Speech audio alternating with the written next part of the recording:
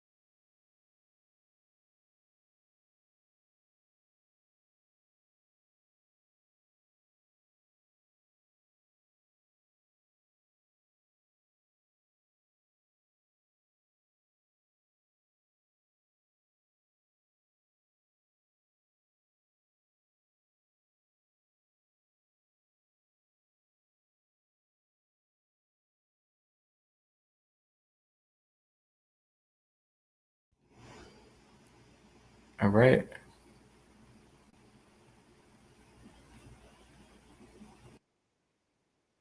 All right. Tess, we in there. Butter, can you hear us now? Butter.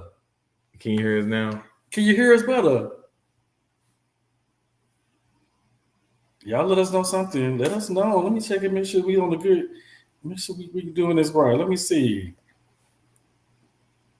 I think you can probably hear us now. We family, y'all good? All right. Y'all bear with us. Hold on, y'all. Y'all love us. Y'all bear with us. Yeah, we can hear it now. Okay. All right. Let's get into it. All right. Well, listen. Now that we got our audio, we're gonna start this off with welcome to season 2. Okay, of MashUp TV. I'm so glad to have my brother Jerry, who's just moved back to Nashville, so we can do this show together. Okay, and we want to welcome you all to our vehicle, our media vehicle, which we call MashUp TV, which is an extension of MashUp, the organization. And for those who are not aware, MashUp, we are the only Black-led 501c3 organization that serves Black LGBTQ community here in the Middle Tennessee area, where we focus on addressing health disparities, social injustices, and all things related to, making sure that our community has all the resources that we need, especially during times like this. My goodness. Yes. And so, we're going to get into it. Jerry, what are we talking about today? So, we create MashUp TV to be a space for us to talk about any LGBTQ issues, anything that, is important to us. So, we are going to talk about just coming to 2025 today. And I'm really excited. Me too. Yeah. Well, trying to be excited as we can about this year. I think it is important for us to try to set intentions and to be positive during this time, because there's so much stuff going on. So we just have to do our best to keep our spirits uplifted and to keep a positive mind. So that's one of the purposes of us being here, on your TVs or on your phones every week. Absolutely. I'm really just excited to be back in this space. And so Let's get it. What we talking about? What we talking about today? All right. So like starting off like the first year. So I mean, because we're the beginning of the year, I know everyone sets intentions for the year. So especially because like we said, everything is so unpredictable right now. I think it's important to be very intentional about how you're spending your time and what you're focusing on. So one of our board members, Don Cornelius, she was so amazing. She asked me at the beginning of the year, what was my word to define this year? Like, what is the one word that I was going to focus on that would set my intentions for the year? And the word that I chose, what's your word? Was flexibility. Ooh. And the reason why I chose that word was because with me, I am a person that can be pretty particular. And sometimes when things go a different way than what I expect, I have a hard time adjusting. And it's funny because I don't think other people see that, but like there's a lot that I do kind of amongst or like in my personal realm to give me more comfortability so that I can adjust to all the crazy stuff outside the world.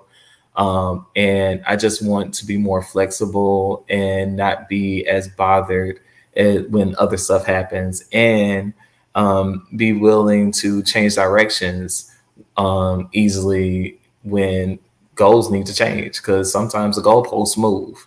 And like learning to be okay with, all right, I did not meet this goal that I wanted to, but it's not because of anything that I decided, it's just because things change. So yeah, I want to be flexible. What's your word, Brian? I know that's a good word. I feel like that word is going to be useful this year. Yeah. My word is, I'm going to have to go with vocal. Okay. And there's a complexity with it because I really feel like it's my purpose to use my voice more, while also thinking about how I meticulously use my voice to make sure that I get my point across. But also, make sure that people actually hear the message and receive the message. And so, I'm gonna be focusing on, making sure I like use my words carefully, make sure I think through what I say, but also make sure that I convey what I mean. And so I'm vocal. I like that. I like that. Yeah, that's cute. That's cute. Thanks. Okay. Well, let's keep on moving on. So if you have a word, I wonder, like everybody who's watching, if you have a word for the year, tell us what's your word. Put it down in the comments. Let us know what's your word for the year. What word are you using to set your intentions this year? To talk about, what you're feeling, or what's your word for the year? We would love to hear what you have to say. All right, so one of the reasons why 2025 is so interesting, there's just a lot happening. We have a new president. That's your president. Ain't mine. No. We have a new president that we have to deal with, and there's a lot of things that he has done just in the first 2 weeks that have just changed the whole landscape for all of us. And we just want to go over some of the things that have happened and talk about what can we do to combat it or deal with it. So Brian, do you want to start off? Well, first of all, I know we're going to talk about like what we can do, but can we just take like 30 seconds to talk about how we feel about it? We can take 30 seconds. Yes. 47. That's how I feel. I'm done. That was all you That's had. all I got. I'm working on being vocal, but that's all I got right now, okay? I think that's fair. That's fair. Mm-hmm. How do I feel? Frustrated, but not surprised. I am in a space. Of course, I got a whole bunch of words, but yeah, frustrated but not surprised. I'll just leave it at that. Mm-hmm. Like, I mean, this is what America chose, and I feel like America is getting what it deserves right now. Mm-hmm. And like, I feel like Trump is really about to mess some stuff up. But you know, I think the system has to burn down before revolution really comes. So you know, that's how. You know, I think it's interesting. I think it's going to be real interesting to see how some of these people react to, you know, all the crazy stuff that this man continues to do. So, you know, he already stepped on a couple of people's toes. He's going to continue to. So, I know he done tried to mess up with, you know, with our trans community. You know, trying to just strip them from it, just even being in existence. You know, we talked today about how, you know, even on the CDC website. You type in certain words and, you know, it says search not found, you know, HIV, you know, transgender, same-sex gender loving, like they literally are trying to take away research, you know, where people like, you know, myself, who is like in the health research community, where we go to the CDC website to find resources that's helpful to us for the work that we do. They're just taking it all out though. Like they're just removing it. Like it doesn't like people didn't like invest time in trying to, you know, make sure that we understand, you know, what are the health challenges that our community face, to understand the recommendations for how we address these things. Like what there's like, to me, it's a bigger message that we don't really give a, you know, about your community. I went on there today and the only thing I found was some general HIV terms and we already know that. You know what I'm saying? I mean, and you know, that's interesting because that's like one of the things that has happened that like there wasn't like a direct executive order. And you know, kind of like even like researching stuff for like today, like, you know, we know that that's happened and like people are noticing it. And there's like all these things that like it's so much stuff happening. It's hard to kind of keep up with it. And like even like these quiet actions, like removing like, you know, HIV research from like the CDC website, removing like anything kind of regarding trans people, even though that wasn't an executive order, but like doing all these different things, you know, it's interesting to kind of see, you know, what really is the end game here. And it's a little scary, but you know, we gotta stay encouraged. How do we stay encouraged? How do we stay encouraged? You know, let's. I think I'm sorry. You that triggered me because I'm just really trying to figure out how we stay encouraged. But let's just keep going to the list because now I'm gonna get more discouraged. Well, well. What else this man did? Okay, so the first thing on our list, we can't get to all of it. Okay, but you know, the first thing that's on the list is the elimination of diversity, equity, and inclusion programs. So this was done through an executive order, terminating federal DEI narratives which aim to promote inclusive practices and protect against discrimination based on gender identity and sexual orientation. So, I mean, wasn't just helping Black people. This was helping, you know, like other genders, white women. Like this is, you know, and it's kind of crazy because it's all this talk about DEI now.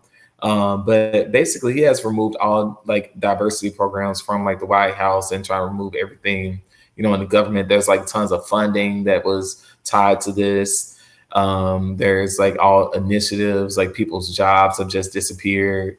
And now you have all these companies following afterwards. So it's a lot happening kind of in regards to that. You know, can I just say this about that? We know that DEI doesn't just impact Black people. Like DEI affects many different groups. Yeah. But I also think that there's certain people who are Trumpies. DEI is also a code word for Black. Yeah. Because even after he removed it, we you know, we don't want to acknowledge MLK month. Like what? Like we're seeing things that are specifically aimed at trying to erase the Black community. So I haven't seen anything talk about, you know, erasing, you know, white women's history or whatever. I guess I don't know if it's even a white women's history month. But you know, we don't see, you know, we see all the specifics, you know, aimed at the Black community. So it feels like, even though we know and understand what DEI is, that's their code word for removing anything that deals with Black people. Am I reading that wrong? No, you're not. I think you're like exactly right. I think you're exactly right. And, we have to be mindful because, as a response to that, a lot of companies have removed DEI policies. And I think, and the government has been trying to force people to like remove diversity policies and just make, when they say make America great again, they are really showing that they've been talking about make America white again. Really, that's it. But I think there's been a lot of calls to boycott a lot of the companies that have rolled back DEI policies, but there are some that have supported. Here's a list of some of the ones that have supported. Let's go. Costco. Oh, come on, Costco has committed to DEI. Meyer, I do not know who that is. Kroger has committed to DEI, so we could continue to shop at Kroger. I might start going back to Kroger. Okay, go back to Kroger. I get my gas from Kroger. So okay. Giants Grocery. What is that? That's a grocery thing. I have never heard of Giants Grocery. Yeah, it's not. But thank y'all. We appreciate y'all. It's not here in Nashville. Okay.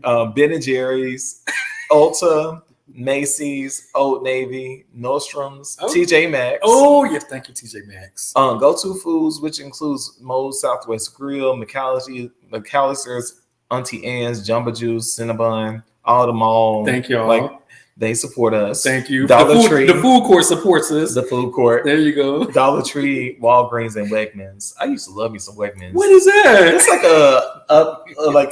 that's a grocery store on the East Coast. Like I used to go there when I lived in DC. Well, thank all y'all. We appreciate y'all. Yeah. So let's support these people. Ones that we are boycotting. Amazon. Hello, because what did we do today? Walmart. We canceled our Amazon subscription. And MashUp canceled our Amazon subscription. Period. Yeah, I'm canceling all my Amazon subscriptions and I can go to the store. It'll be all right. It's to get convenience. I am not willing to get convenient. I'm not willing to pay for convenience, and so that you can perpetrate hate. Hello. So, Lord. Yeah.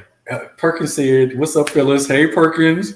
That's yes. But can I just make one more comment? There's been a lot of talk about us boycotting, these companies, and so I saw New Birth out of Atlanta said we're gonna do a 40-day boycott of Target. Well, my thing is after the boycott, the fact that I already know how y'all feel about me, to me, why are we putting a time limit on the boycott? I don't want to come back to you. It's like going back to a relationship that is stuck, and we're gonna go on a little break for about 40 days, and I'm gonna come back to you, even though I seen what you did to me. So because I saw some of that, and I think a lot of the boycotts, or people talking about times related to the boycotts is so that people can really see the economic impact. And then also there are some people who may not be able to fully boycott a certain store or brand because it's the closest thing that they can get their necessities at, especially Walmart with their divisive practices of going to towns and literally shutting down all the other businesses around them. So you may not be able to find anything other than at Walmart. And then I think, but also saw something another person talk about there's Black owned businesses and brands that are at Target and Walmart. And if we're going to boycott these stores, and if we have to go and buy something at these stores, then we should support those Black owned businesses, because we don't want them to suffer along with the rest of the company. Well, there are a few Black owned companies who have products in Target. Yes. Who are a lot of them. I get it. I understand. And y'all can go to my website. I'm part of the boycott, as well. And so there are other ways that we can support these companies. And I was on Until Freedom page on Instagram, and they, list different companies that you can support. And even in Nashville, I was just at Al-Kibalan bookstore. They have soaps and shampoos and, all different kind of things that you would get at Walmart. You can get, at a Black owned store. And, sometimes people just don't even know that those stores are even in their city. And so, like, please do your research. Please do your research, and let's shop local, because I think even like now it's more important for us to really invest dollars back into our neighborhoods. Stop giving it to these big corporations. So that is one way that we could fight back. Another thing that Trump did was propose a ban on transgender people in the military service, which, is unfortunate, because a lot of this is how a lot of people, whether you're trans or not, if you want to like go into the military to like feed your family and, do things like, and, you want to serve the service, it's interesting, because I kind of feel a certain way. I was like, put a ban on me not going to the military. Please. I don't really support this country right now. Thank you. I was like, thank you so much. I mean, put a ban on all the black people going to the military. I'll stay home. Y'all go fight. Yeah, y'all go do that. I'm not doing it. Get someone else to do it. But it's really is. I mean, for people who have made that their career, that is very tragic. So that's really not fair. This is a good comment. Said it's time to empower the black small businesses, make them medium business, and grow back into how we had Tulsa. So, yes. Yes. Mm-hmm. I love that. And so Antonio, what he's mentioning is like the Black Wall Street. The Black Wall Street that was in Tulsa. But we know the thing that's interesting though, whenever we black people, minorities, set up their own world and like really start to thrive economically, white people always try to come in and fuck it up. But I don't want to go there right now.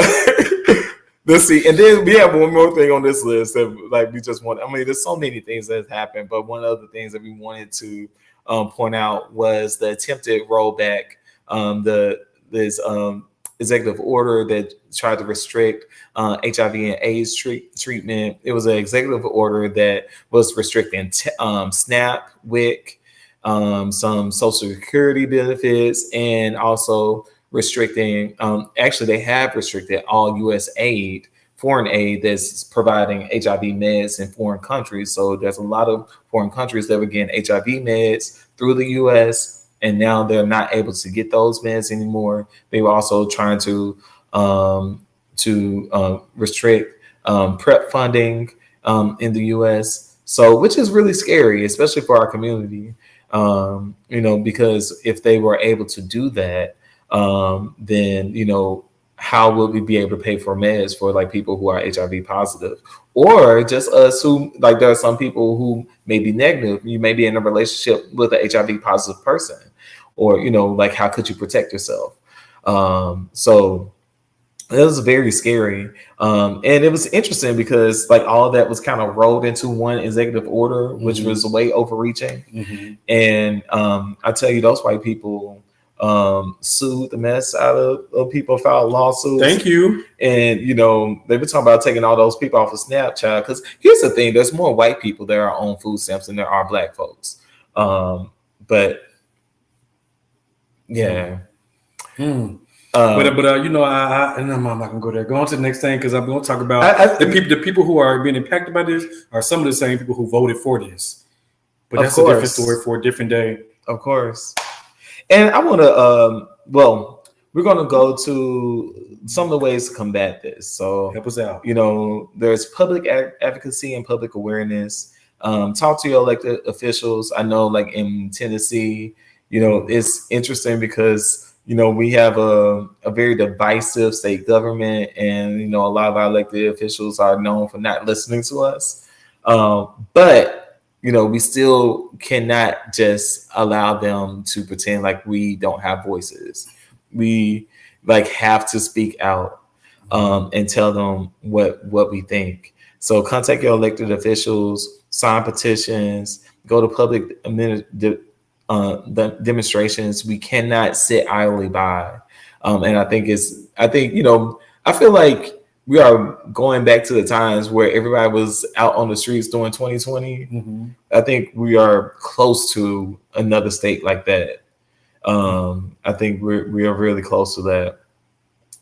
So one of the other things that you can do is support legal challenges by donating to legal advocacy groups such as the ACLU and Lambda Legal, and the Transgender Law Center. Those are all great organizations. We've done joint presentations with the ACLU here that's based out of Nashville. Lambda Legal is really great. Please go support these organizations because they are on the front lines of making sure a lot of this crazy legal stuff does not go through.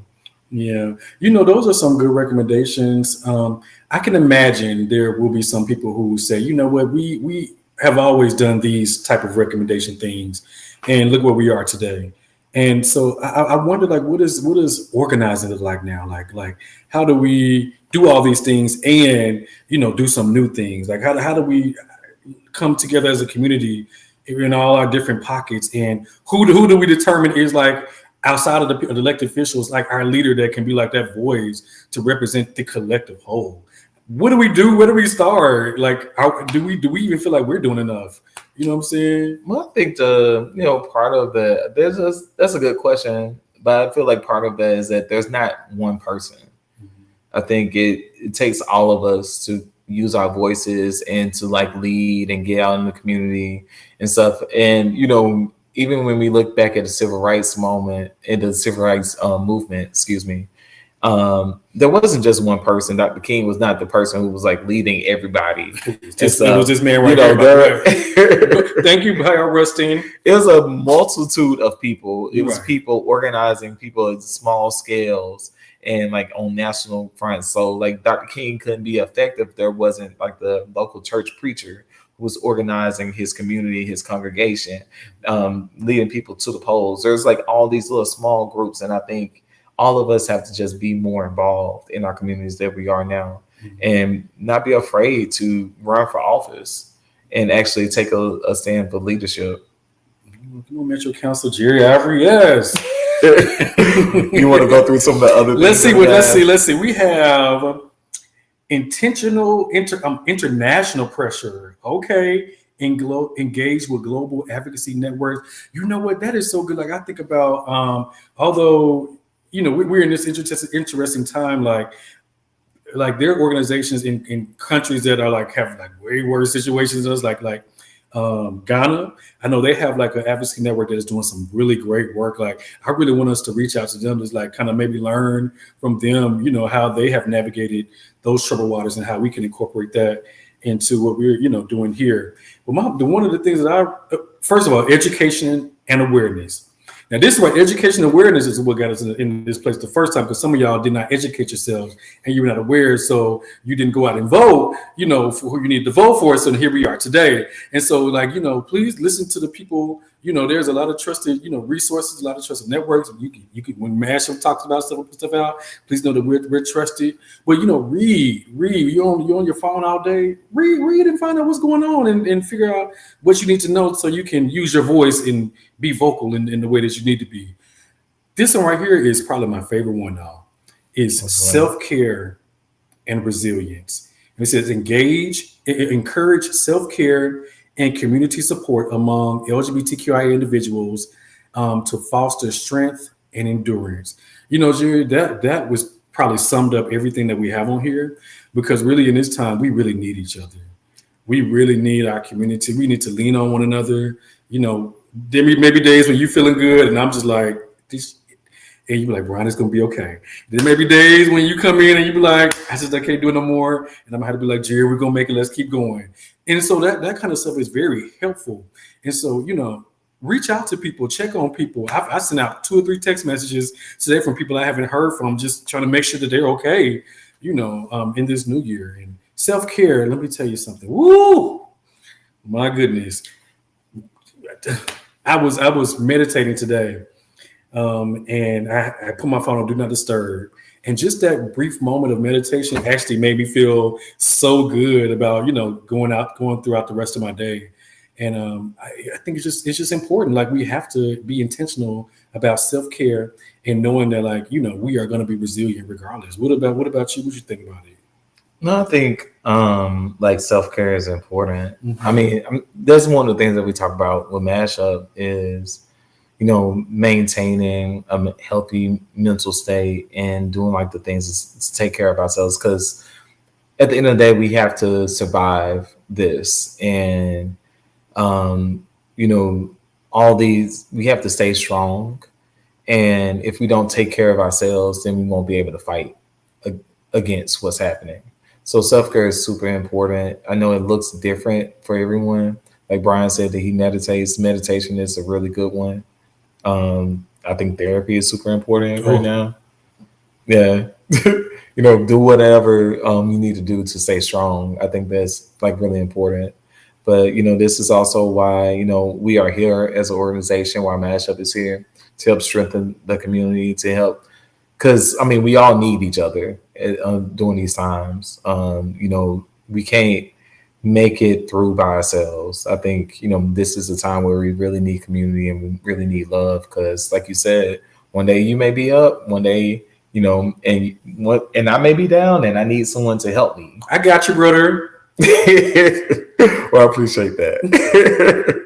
We all need a little help every now and then. No, that's right. So kind of going off of that, what MashUp is always here to help. And we are a hub for resources. We want to be a safe space for healing and to help you get, over the hump and to be in a good place and to feel love.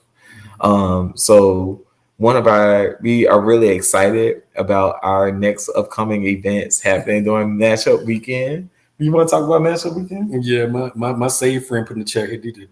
My Lord. Emoji. I know that's right, Gator. But yes, listen, we're pressing forward and talking about all the good things that we are going to continue doing. Yes. Because the truth be told, when we first started MashUp was a month after the first, after 45 was inaugurated. So we're going to continue and during 47, the same way we've been doing all these years for almost 8 years, which we're celebrating 8 years. 8 years of MashUp, February 20th. Too slow. Oh my God. Come on. 8 years of MashUp. And we got a whole weekend of events, February 21st to the 23rd. On that Friday, we're going to be at Canvas Lounge for our Give Me Some Throat karaoke competition. So y'all come on out and, sign up to sing and do all that kind of stuff. We're going to get some prizes and some awards. Then we're going to go to the next day, which is the MashUp Family Reunion, which is going to be at Plaza Mariachi from 12 to 6. We're going to have family portraits. We're going to have some speakers. We're going to have some J-setters, some ballroom, categories and stuff. Yeah. We're going to have some prizes for that. And then we're going to do a little burlesque. Okay, I'm sorry. My bad. We're going to have some. It's going to be fun. Y'all come on out for that. And then Sunday, it's going to be our signature Giving Out Loud fundraising event. Our goal is to raise $50,000. Okay, and we're going to meet it because every year we meet our goal. And we're going to do it with your help. You can go to www.mashupnation.org right now. And as soon as you click on that, you're going to see information about MashUp Weekend. You're going to see information about how to, donate, whether you want to be a monthly donor, whether you want to donate one good time and send us a good $10,000 and say, here y'all go. I'll see y'all next year. That's fine too. But you can send 5 to 1,000. It don't even matter. But send us something so we can keep doing this work that we're doing, because y'all know they're trying to take away a lot. They're trying to take away from us being able to do it. So we need y'all help so we can keep doing it. Y'all follow me? Did I get it? I think right? Yeah. I think you did good. You did good. All right. Well, thank you all for watching. We're going to be here every Monday at 6:30. Mm-hmm. We try to stick to 30 minutes. We're really excited about this new season. You all come see us in person, but we'll be back next Monday. If you didn't get a chance to see the entire show, you can always go back and watch us on Facebook or go to YouTube. And you just look up mashup.nation. You can find us on YouTube or on IG at mashup.nation, or you can go to our website at www.mashupnation.org and find links to everything across the internets. So we love you all. Take care of yourselves, and we'll see you next week.